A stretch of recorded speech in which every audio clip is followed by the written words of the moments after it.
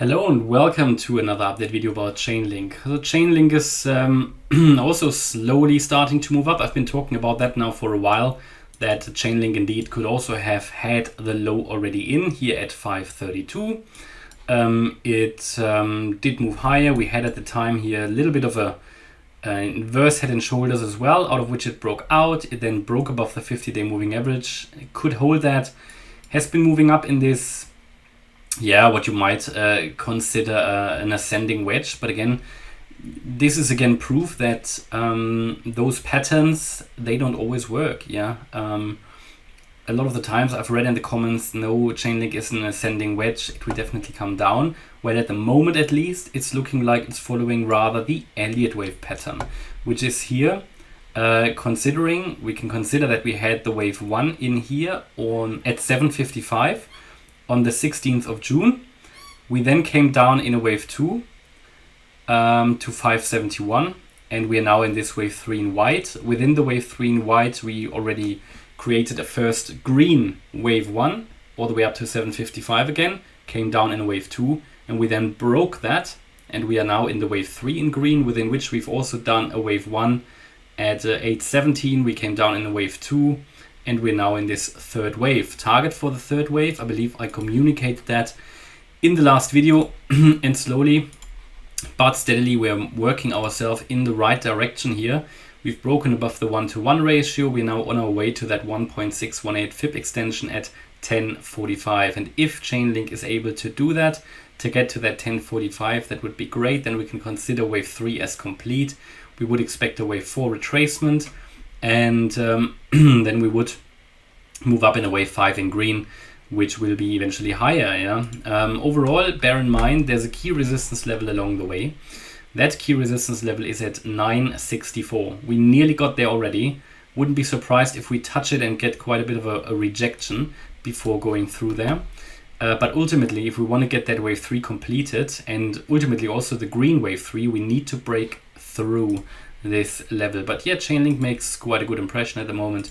Looking at the target for the green wave 3, which would be the yellow wave 5. Also, we can look at probably the $11.12 level, the 2.618 extension. Okay, so that is how it's looking at the moment. Looking good. Yeah, looking good. Can't really tell you any more about Chainlink. We now are just below resistance. We need to get above that wave 4 area, definitely.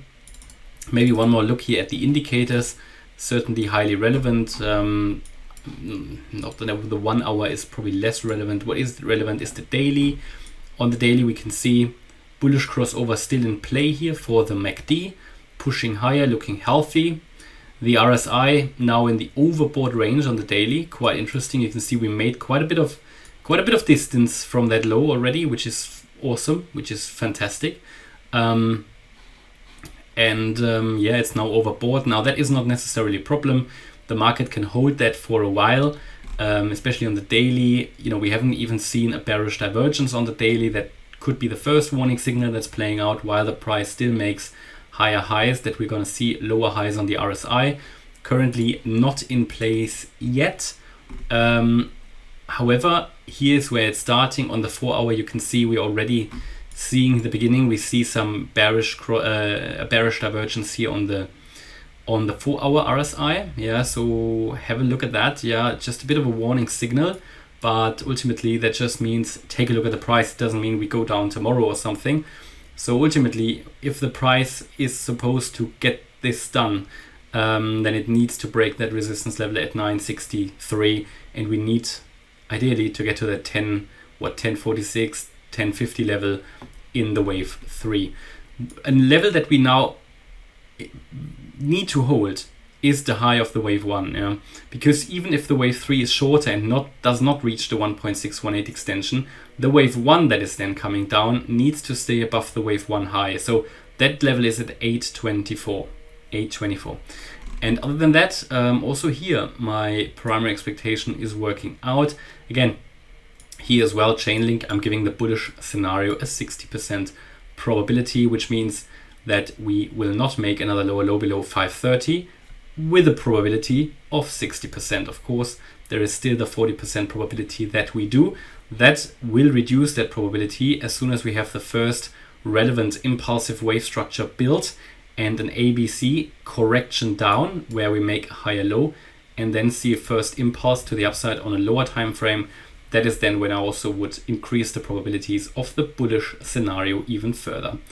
All right, and that's currently my update here about Chainlink. Hopefully you liked the update. If you did, please hit the like button, leave a comment and subscribe. And if you really like the content, then check out the channel membership. Thanks a lot for watching. Bye-bye.